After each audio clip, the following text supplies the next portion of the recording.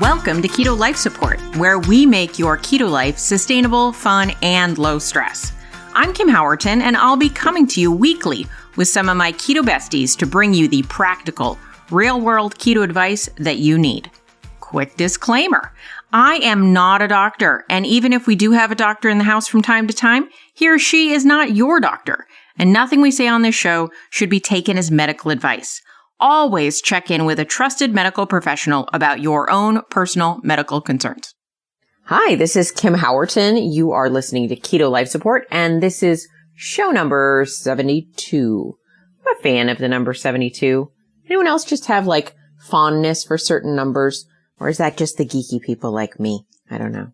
So on today's show, we are going to be discussing calories. Calories. I know. I am preparing for hate mail. Could be wrong. It might not happen. I'm also preparing to get my keto card taken away. I don't know. It's risky, but let's do it anyway. So on this show, it's all about calories.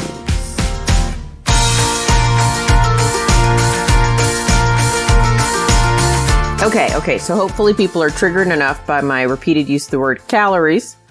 And I'm just going to start with a story because that's what I do. I story, which is, when I first start, is it a story? It's history. Okay, there we go. So when I first started keto, I came from a mindset where I was very, very frustrated, and I'd only ever learned the calorie thing, and it didn't seem to be working, and nothing seemed to be working, and everything felt impossible. And I was just very frustrated. And somebody, when I found keto, sort of started, not just somebody's people in general, were like, it's not really all about the calories. And then some people went so far as to say, calories don't count. Calories don't matter. And I thought, well, that's interesting. Let me hear more. And I learned about things like insulin, and I learned about things like hormones, and I learned that when I went on a keto diet and I paid attention to mostly carbs and not overall calories, I lost weight and things got better. And so for a while I was on team calories don't matter for a short period of time. But ultimately what I've learned is that is a vast oversimplification. Just like calories in, calories out is a vast oversimplification. And I only ever really use the word vast with oversimplification. I just noticed that. You know how some words pair together? Wow, I am random today. Sorry, people. So, so calories, they're definitely a thing.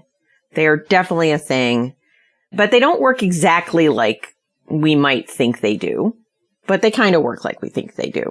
And so I want to talk today a little bit about calories and tracking calories and some of the issues with tracking calories and all that. But first, I wanted to start with sort of just the reality for me, where I'm coming from, what my perspective is on a theoretical level, right? What I've come to believe over the course of time of my keto journey is that it is super important that we pay attention to our hormonal and metabolic state, by which I mean it's important that we're not hyperinsulinemic. It's important that we're eating in a way that's keeping our blood sugar in check. And it is absolutely, I believe, very, very much the case that for those of us that got to a point where we were very blood sugar reactive from carbohydrates, and we were living in a chronic state of high insulin, that a low carbohydrate or ketogenic diet seems to be the fastest, bestest way for us to start getting control of how we eat and how our body responds to food. There is some really great data about low carbohydrate diets being very, very effective at managing blood sugar and insulin issues. That's not to say that it's solely about the carbs that got us into this condition, but we're in this condition. What do we do? How do we reverse it? And I believe absolutely keto and low carb are the way to go. And that is not all about calories. That is about hormonal state, right? But in a way, it also inadvertently becomes about calories. Why do I say that? Well, Keto is very satiating, especially for those of us that are hyperinsulinemic. For those of us that have, you'll see these sort of non-keto, always been thin fitness gurus on the internet saying things like, fiber is very satiating, or protein is the most satiating macronutrient. And satiating is, we can run as many studies as we want on asking average people what they find satiating. But at the end of the day, it really matters what you find satiating. And a lot of people who have high insulin states and are very insulin resistant, are very metabolically iffy, are people that say that they find fat more satiating than protein. That if they ate a giant chicken breast, they feel nauseous, but they don't feel satiated, right? They don't feel full from what they're ingesting. They just feel stuffed with food and yet still craving. And so I find for a lot of these people, switching over to a fat-based way of eating really turns that situation around for them. I hope I don't go on too many tangents in this talk. I want to keep it in line for you, but we'll see where we get. So sort of as I've laid out, right? So those of us that were hitting our head against this calories in, calories out wall and finding it incredibly frustrating and not working for us went keto, and magically it seemed the pounds started to fall away and we felt better. We felt less hungry. We felt less hangry. All that is true and absolutely true. And hormones absolutely matter. But then a lot of people don't realize what's happened, even though they're not paying attention to calories, is that the calories did come down and the quality of food went up. And these two things matter. Why? Because the way our body is able to absorb energy, calories from our food, right? So matters in how processed that food is. We seem to do much, much worse in terms of weight gain. And by worse in terms of weight gain, I mean we gain more weight and we also get fewer satiety signals from highly processed foods. So when we went keto, we moved from what might have been a mainly processed food diet. What I think the statistic now says that kids get 65% of their calories from highly processed foods. That's nutballs. Anyway, I digress. So, if you're the norm, you were getting the majority of your food, of your intake from highly processed foods. When you went keto, if you did it well, you went to a primarily whole foods based diet, which means that calories went down and the way your body reacts to calories improved because you were getting better nutrition, whole food sources, of which it appears, I've read a few studies, that we essentially absorb less of the calories from a whole food, right? There's a thermic effect of food. There's various things, but I think there's probably very little disagreement that a whole foods diet is going to be much better from a perspective of health and weight management. So there are some things where calories sort of started to take care of themselves on a ketogenic diet, and that improved for a lot of us.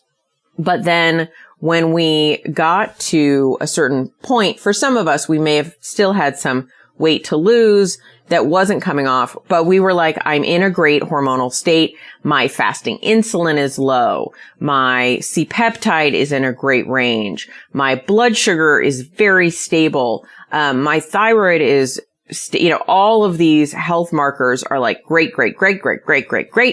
And it's like, wow, I am now a much healthier person. My blood work looks great. My energy is great. My satisfaction with my food is great. Everything's great, except I just have a few more pounds on my body than I am happy with. Well, that is the point at which a lot of us may have to pay more attention to calories. Now, the reality is it wasn't that calories didn't matter before, but they were sort of taking care of themselves. It's like you might have like a wild child and like a really good child, and the really good child, you don't have to tell them when to go to bed. I say this as an auntie, not a mom, but maybe this one child, like you don't have to tell them to do the dishes. You don't have to tell them to put on clean clothes, to take a shower. Like they kind of handle it, right? But you still have to like make sure the water is, the water works and there's soap in the shower and there's toothpaste in so you have to set the scene so that this will all take care of itself with child A. Whereas child B, you have to be like, you have to literally like throw them in the bath. You have to like, not hard, but like, you have to actually drag them to school. Like you have to actively work at it. So what I'm saying is that first scenario, the good child, the obedient child, all the same things mattered. It's just that they were kind of naturally handled. And so that's the experience I think many people are getting when they say, they don't have to track calories or calories don't matter or they don't matter to them on a ketogenic diet. So I'm just setting the scene right now that calories do matter and they may not and maybe should not be the thing you focus on when you first start keto. In fact, I think that can be a huge distraction because you have to kind of reset your mindset when you come into keto. And so my advice to people starting keto is to not pay attention to calories initially, to pay attention to carbohydrates, focus on carbohydrates. Research has shown that when I say research has shown, you pay more attention to what I'm saying. So I'll just say that. But it does appear to be true that, if you focus on too many things at the same time, you tend to fail. So having sort of laser focus can be very important. So focusing on the carbs, I find hard enough. So getting the carbs down, focusing on the carbs, letting the fat and protein take care of themselves, right? Because we know that essentially the quote unquote calories in our diet come from the breakdown of the proteins, fats, carbohydrates, and alcohol. But hopefully that that's not a weight loss enhancing type of macronutrient. Anyway, so that's kind of the groundwork I want to lay. That's where I'm coming from.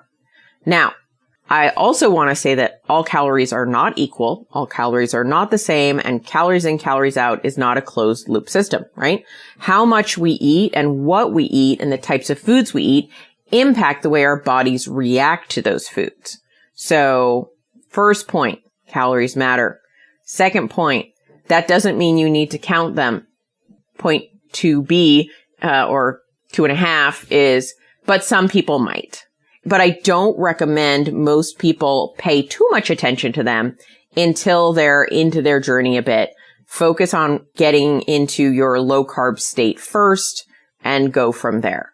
So if you get to a point where you're like, hey, I don't know, is this thing even on? Is this thing working anymore? What's happening? But you're still feeling great. Your blood work's great. Your energy's great. Life is going very well, but you don't fit into the size you want. I'm going to put a little caveat in here. And that you do not have a disorder in the way that you interpret the way your body looks. Body dysmorphia is totally real. So I just want to put that in there, that I don't want people to continue to restrict themselves beyond a sane point. But the scope of this podcast is probably not going to be able to evaluate with each person if it's a sane point or not. But hopefully there are people in your life that are honest with you about such things. So before I go any further, I realize there's a point that I'm totally leaving out, which is why do calories matter? If really it's all about like managing our hormones and our insulin level, shouldn't that fix it in and of itself? And hopefully I've dropped hints along the way to say, no, it's not as I went into before, for some people, it just magically works out enough. If your body is the good child, everything is great, super duper, 2 thumbs up, you're probably not listening to this. But if I don't want to call your body the bad child, but if you find that you're not seeing the results you want, let's dive deeper. So I remember back in the day when I was just going insane because if it was really all calories in, calories out, why wasn't I losing weight? What was going on? It was very frustrating. I felt overwhelmed. And then I felt a certain sense of freedom come in when they said, oh, no, don't worry. It's really about the insulin. And then I was like, oh gosh, thank God. Now we know what's wrong. It's like when you don't tell me I'm the only one that feels this. You go to the doctor to get a blood test and you kind of almost have your fingers crossed they're going to identify if something's wrong because you're like, I know something is wrong and I would like to put my finger on the what of what is wrong because not knowing what is wrong is not helping me. And so when you got this new information, oh, it's the insulin. It's like, oh gosh, that's amazing. Now I know what's going to fix it. And then you get to a point where you stop losing weight. And then the people who are like, it's all about insulin, just tell you to eat fewer carbs and fewer carbs. And you're like, dude, I'm carnivore, right? I have a lot of clients like that. We're like literally eating, only incidental carbs that happen to be in the glycogen of the meat when it died. And that's like, there's nowhere to go with that. right? And so that same frustration can happen on keto that used to happen on calories in, calories out, where you're like, if this is the answer, then it's stupid because this answer isn't working for me. And so I like to go deeper and say, it's both. I'm not on team CISO and I'm not on team, it's all the insulin. It's both. It's putting your body in an optimum hormonal state. Then it's managing your calories. And managing your calories doesn't only mean eating a very low amount. It means eating an amount that keeps your body in the appropriate range at the appropriate time. So all of those things matter. So I just want to say, like, I'm not saying eat as few calories as possible. That's bad. I'm not saying eat as many calories as you can and you'll lose weight. That's untrue. There's nuance here. And this podcast isn't exactly about all the nuance. It's just setting up the reality that it's not just insulin, but it's not just calories. But calories do absolutely matter and they're a unit of measure. By the way, insulin matters and could be measured as well. So both of these things are important. That being said, the audience I talk to, you're in a low insulin state unless you're regularly falling off the wagon, which is another topic. But if you're eating very low carb, keto, carnivore, and you're still not seeing the results you want, that's the point at which I say it's really time to start paying attention to calories. This is just an aside. Let's get back into it. But I realized I forgot to clarify this point and I wanted to do so. So now you've kind of gotten that I think calories matter, but that they're not the only thing that matter. But let's dive deeper into the problems with calories. And you're like, Kim, I already knew there were a lot of problems with calories. So calories are a unit of measure. And in one way, they're fabulous in that they're a single unit of measure that sums up a lot of other information. So they can be like a single metric we can look at to make decisions based off of. So that can be very helpful when we simplify things down to one thing to pay attention to. But as we know, when we oversimplify, we kind of stupidify things, right? We can take out important and relevant information in that communication. So one of the things I like to say is we are better off whenever we're tracking, and I do recommend tracking if you're going to pay attention to things because it's an easy, it's the way to do it. When we're tracking, we pay attention to macros, and from our macros, we determine our calories, or from our calories. So we're looking at the relationship between. Why do I say this? Well, we know, right, that we've got fat, protein, and carbohydrates making up the calories of our food. And on average, fat has 9 calories per gram, protein has 4, and carbs have 4. Now, that's on average, and that's gross calories. So we're not looking at what our body is absorbing from that caloric intake, because it does vary per macro due to something called the thermic effect of food. That being said, one of the things that you should know specifically in terms of packaged foods is that when they calculate the caloric intake of packaged foods, they're doing some tricky dicky math. They're allowed to do things like not count the calories from fiber, yet we seem to get at least some caloric intake from that fiber. Fiber is, depending if it's soluble or insoluble, those are treated differently in our gut. So what they've done is sort of just like net it out, like it's zero, but it can vary from person to person, and in general, actually, they found that, I really need to meet these right? They found that we absorb maybe about 2.5 calories from fiber on average. So though it's not the full 4, it is certainly a lot more than 0. And, some types of fibers are converted to short chain fatty acids, which our body can use for energy. So it's more complex than it appears on the package label. The other problem with calories on a package label is numbers on nutritional labels are allowed to be up to 20% off. That is crazy. So if a packaged food says it has like 100 calories in it, it could be 80 or it could be 120. That's a 20% variance in either direction. That's a crazy big gap. And when you multiply that, say you're eating, more than 100 calories at a time, because people have been known to do that, that multiplies the problems. So the first thing is, on any packaged product, I don't necessarily trust the calorie count that they came up with. So you can't trust that. So what I really want to tell you, actually, out of this talk, one of the points is calories matter, and you can't trust other people's calorie calculations. So essentially, that makes them matter more or less trustable, which can make you feel crazy.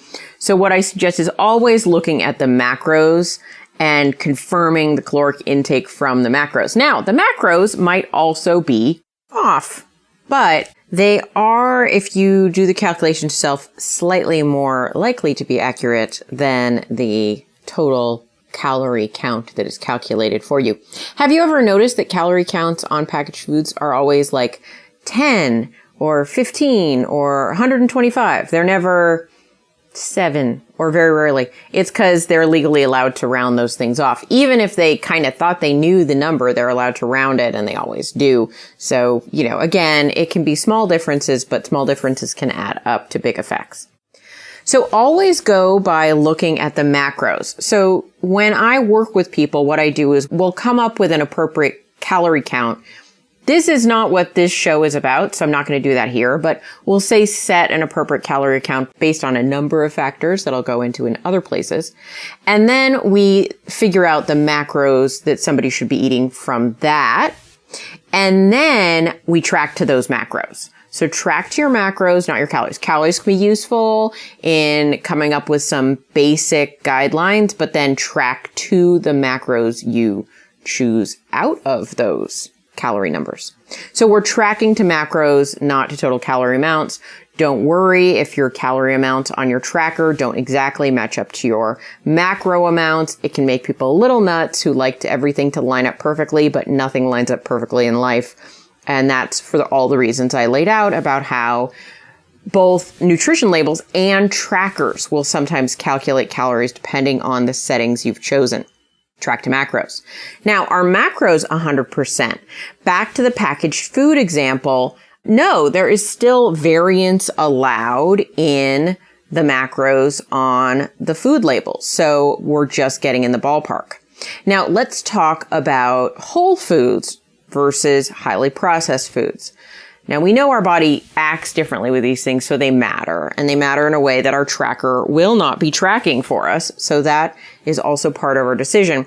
But if you're listening to this and if you're following the way that I tend to approach and suggest doing things, you're probably eating at least mostly whole foods diet, because there are lots of benefits for that. Just putting in a plug, whole foods, food is the only way we get nutrition, people. Your poor body requires nutrient-dense foods. Although the word nutrient-dense is also problematic, which I'll get into in another podcast. But we require certain nutrients to be a happy, healthy person. And food is how we get those nutrients. We cannot absorb most of them from the sun, vitamin D being an exception. And so we need food to get our nutrients. And so real whole foods are the most nutritious way that we could eat. So just putting in a plug there. All right. So, but back to whole foods. Whole foods are very influenced by nature, right? So let's take 2 apples. You're like, Kim, I don't eat apples, but let's take them. Got 2 different apples. One grew on the south side of the tree, one grew on the north side of the tree, and one got better sunlight based on where the hill and the other trees behind it were, and one got less sun. And ultimately what happens is these 2 different apples that are of the same variety and even grew on the same tree actually have very different sugar contents because the sun impacts how much sugar the apple has. And yet we can't know that. I mean, a little bit we can say, wow, this apple tastes really sweet. And you might make an assumption that that apple has a little more sugar than an apple that tastes really tart. But for the most part, when you're picking apples in the store, you have no idea. And so that can be a problem because when we determine the macronutrient content of whole foods, we're using a representative sample because when we do nutrient analysis scientifically on a food, it destroys the food. So when you're coming up with your nutrient content in an apple, they're testing the same kind of apple or an apple and giving you a per gram amount of said nutrients. But that was that apple. That's not necessarily this apple.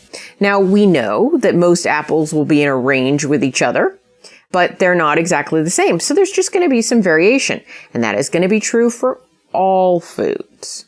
So take, for example, a piece of steak. Well, steak is a combination of protein, fat, and then there's a lot of water, right? In all foods, almost, unless it's dehydrated food. In all whole, real foods, there's quite a bit of water, and the water content can vary. So an ounce of this food versus an ounce of that food, if the water content in that food varies, that's going to have an impact on your macros.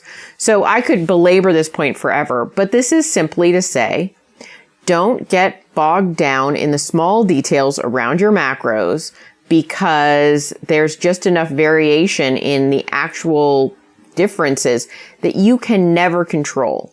You cannot be 100% accurate in your analysis of the food because the food is not given up its secrets. But you might come out of this discussion saying, well, then why do I even bother tracking if everything is this inaccurate? Well, the inaccuracies are within a fairly small range.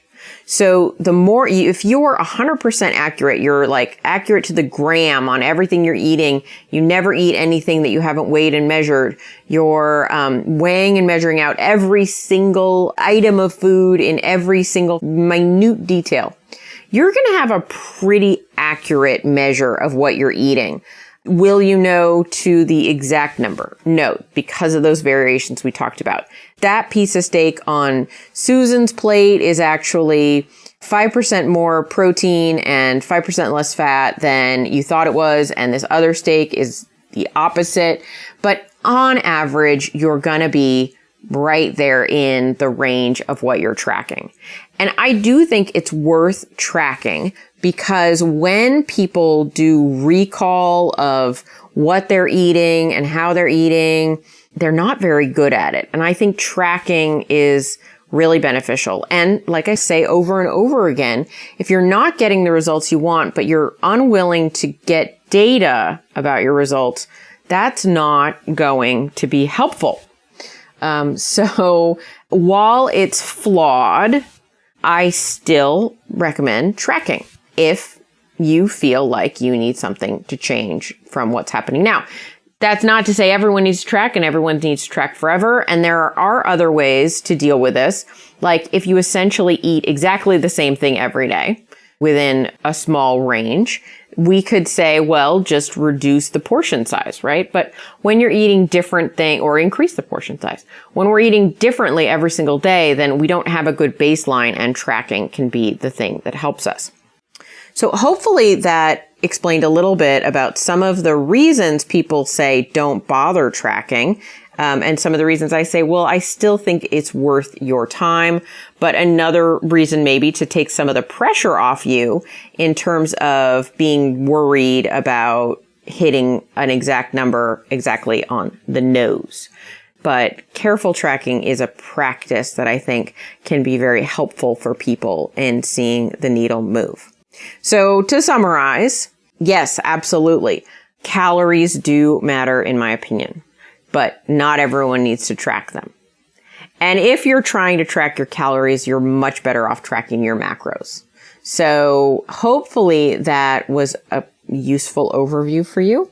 And I'll get into more detail in the future in terms of things like thermic effect of food and how do you lay out your macros and that kind of thing. I'm happy to talk about those. Please feel free to submit questions to Keto Life Support Facebook group on, Facebook. You can find a link for us at ketolifesupport.com and it'll take you to that group. And I hope everyone has a great week and I'll talk to you soon. Bye. Thank you so much for joining us for this episode of Keto Life Support. Want more information? Want show notes? Want to suggest a topic? Just head over to ketolifesupport.com. That's where all that kind of thing can go on. By the way, I have a request. If you could go to your podcast host and hit subscribe. We would really, really appreciate it. And what would be even more awesome is if you could write a review. And what would be even more awesome than that is if you could write like a really flattering review. Just asking, you do you. All right. So thanks so much for joining us. I'm thrilled that you're part of the Keto fam. Talk to you soon.